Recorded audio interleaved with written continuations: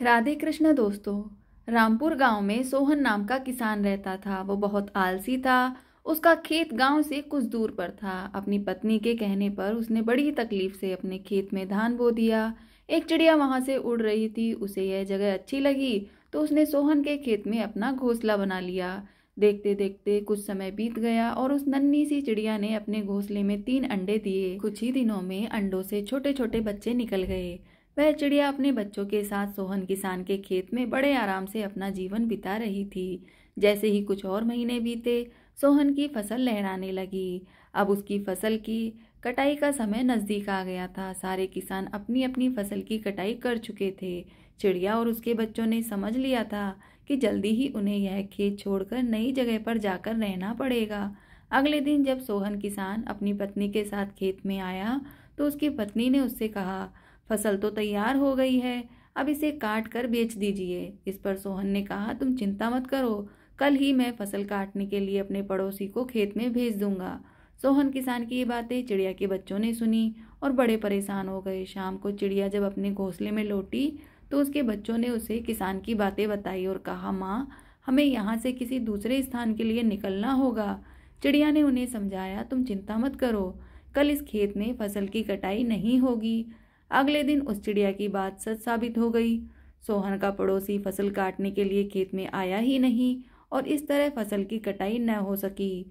शाम के समय सोहन अपनी पत्नी के साथ कटी हुई फसल को देखने के लिए खेत में आया और देखा कि फसल तो जैसी की तैसी है। पत्नी ने पूछा, कब कटेगी फसल? तो सोहन ने कहा, लगता है आज पड़ोसी नहीं आया। कोई बात नहीं, तुम चिंता मत करो, कल मैं अपने किसी रिश्तेदार को भेजकर फसल कटवा लूंगा। सोहन और उसकी पत्नी की बातें चिड़िया के बच्चों ने सुनी और फिर से परेशान होकर चिड़िया को ये सब बताया। वो बोले, माँ, माँ, आज रात को हमें यहाँ से जाना पड़ेगा। पर चिड़िया बोली, बच्चों चिंता मत करो, आज रात को हमें यहाँ से जाने की जरूरत नहीं है।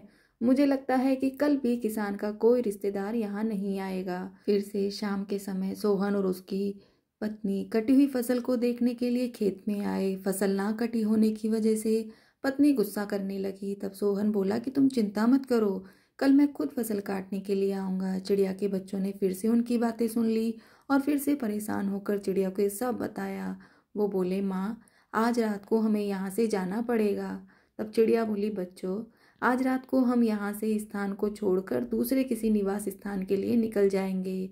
चिड़िया के दोनों बच्चे फिर से हैरान हो गए और अपनी माँ से पूछा, माँ, माँ, इस बार ऐसा क्या हुआ कि आपने तुरंत इस जगह को छोड़ने का निर्णय ले लिया? तब चिड़िया ने उन्हें समझाया, बच्चों, इसके पहले दोनों बार किसान फसल की कटाई के लिए दूसरे लोगों पर निर्भर था। उसने खुद कर्म न करके दूसरों को कहकर अपने काम से पल्ला झाड़ लिया था।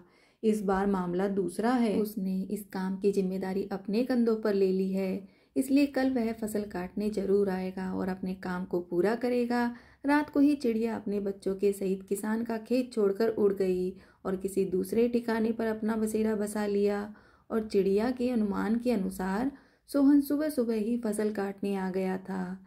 दोस्तों, इस कहानी से हमें यह सीख मिलती है कि किसी कार्य को करने के लिए दूसरों की सहायता लेने में कोई बुराई नहीं है, पर यदि आप काम समय पर पूरा करना चाहते हैं तो उस काम करने की जिम्मेदारी आपको स्वयं लेनी पड़ेगी और आगे बढ़कर उस काम की शुरुआत करनी पड़ेगी। जय श्री राधे कृष्ण। दोस्तों, आपको कहानी पसंद आई हो तो वीडियो को लाइक एंड शेयर जरूर करें।